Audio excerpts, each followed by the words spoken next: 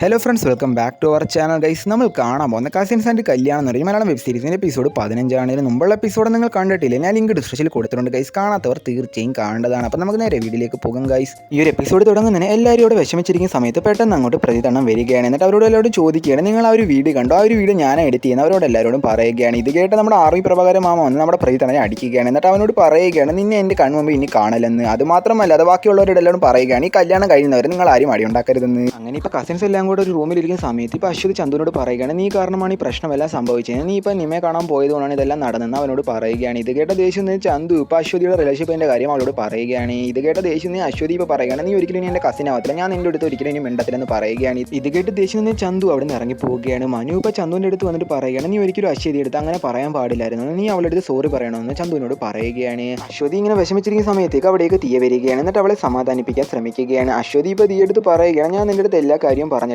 ഞാൻ ചന്തുവിനെ വിശ്വസിച്ചുകൊണ്ടല്ലേ അവൻ്റെ അടുത്ത് എല്ലാ കാര്യവും പറഞ്ഞു, എന്നിട്ടും അവൻ എൻ്റെ അടുത്ത് ഇങ്ങനെ കാണിക്കാൻ പാടുണ്ടോ എന്ന് തീ എടുത്ത് അവൾ ചോദിക്കുകയാണ്. ആക്ച്വലി നമ്മുടെ അശ്വതിക്ക് അനന്തു എന്ന് പറഞ്ഞാൽ ഇഷ്ടമായിരുന്നു, പക്ഷേ ഈ കാര്യങ്ങളെല്ലാം അവരെ വീട്ടിലേറിന് പ്രശ്നമായി. അതുകൊണ്ട് തന്നെ നമ്മുടെ അനന്തു ഇപ്പോൾ അശ്വതി എടുത്ത് മിണ്ടുന്നില്ലായിരുന്നു. ഇപ്പോൾ ദീ അശ്വതി എടുത്ത് പറയുകയാണ്, എനിക്ക് ചന്തുവിൻ്റെ സ്വഭാവം എല്ലാം അറിയാമല്ലേ, അവന് 2 അടി കൊടുക്കുമ്പോഴേക്കും അവൻ ശരിയാകുമെന്ന് പറഞ്ഞു അവളെ സമാധാനിപ്പിക്കുകയാണ്. അടുത്ത സീനിക്കാണെങ്കിൽ നമ്മുടെ പ്രജിത്താണ് ഒറ്റയ്ക്കിരുന്ന് വിഷമിച്ച് നിൽക്കുന്നതാണ്. ആ ഒരു സമയത്തേക്ക് അവിടേക്കും മനുവും പോയിട്ട് പറയുകയാണ്, പ്രജിത്തണ്ണയുടെ വിഷമിക്കേണ്ടെന്ന്. ഇത് കേട്ട പ്രജിത്തണ്ണനും പറയുകയാണ്, എന്നെ അടിച്ചതല്ലേ എനിക്ക് വിഷമം, എൻ്റെ അടുത്ത് വേറൊരാൾ സമാധാനിപ്പിക്കാൻ ഒരു വാക്ക് പോലും പറഞ്ഞില്ല, എന്തിന് എൻ്റെ കൂടെ എപ്പോഴും നടക്കുന്ന വിജിത്ത് പോലും എൻ്റെ അടുത്തൊന്നും മിണ്ടിയില്ലെന്ന്.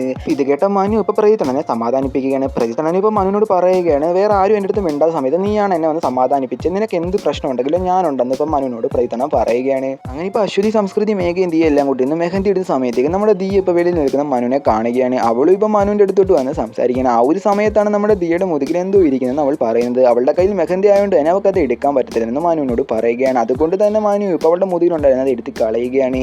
ആ ഒരു സമയത്തേക്ക് അവിടേക്ക് ചന്തു വരുന്ന കണ്ട ദിയ അവിടെ നിന്ന് പെട്ടെന്ന് പോവുകയാണ്. ചന്തു ഇപ്പോൾ മനുവിനോട് പറയുകയാണ്, നീ അവളെ പണ്ടത്തെ കണക്ക് ഉമ്മയൊന്നും വെക്കലേന്ന് അവനോട് പറയുകയാണ്. അങ്ങനെ അവർ സംസാരിച്ചുകൊണ്ടിരിക്കുന്ന സമയത്തേക്ക് പെട്ടെന്ന് നമ്മുടെ ദിയയുടെ മുറിയിലോട്ട് പ്രതിതണ്ണം വരികയാണ്. അവളുടെ കയ്യിൽ മെഹന്തി ആയതുകൊണ്ട് തന്നെ നമ്മുടെ പ്രതിതണ്ണം ഫ്രൂട്ട്സ് എല്ലാം അവളെ കഴിപ്പിക്കുകയാണ്. ഇതെല്ലാം കണ്ടുകൊണ്ടിരിക്കുന്ന നമ്മുടെ മനുവിനെ ദേഷ്യം തോന്നുകയാണ് ഗൈസ്. ദിയ ഇപ്പം മെഹന്തി എല്ലാം കഴുകി കളഞ്ഞിട്ട് മനുവിൻ്റെ അടുത്ത് ഡിസൈൻ കൊള്ളാമെന്ന് അവനോട് ചോദിക്കുകയാണ്. അവനും എനിക്കിതൊന്നും പറ്റത്തില്ലെന്ന് പറയുകയാണ്. എന്ത് പറ്റിയെന്ന് ദിയ ചോദിച്ചപ്പോഴേക്കും ട്രൂ ടൈമിംഗ് എന്നും പറഞ്ഞിട്ട് മനു അവിടെ നിന്ന് പോവുകയാണ്.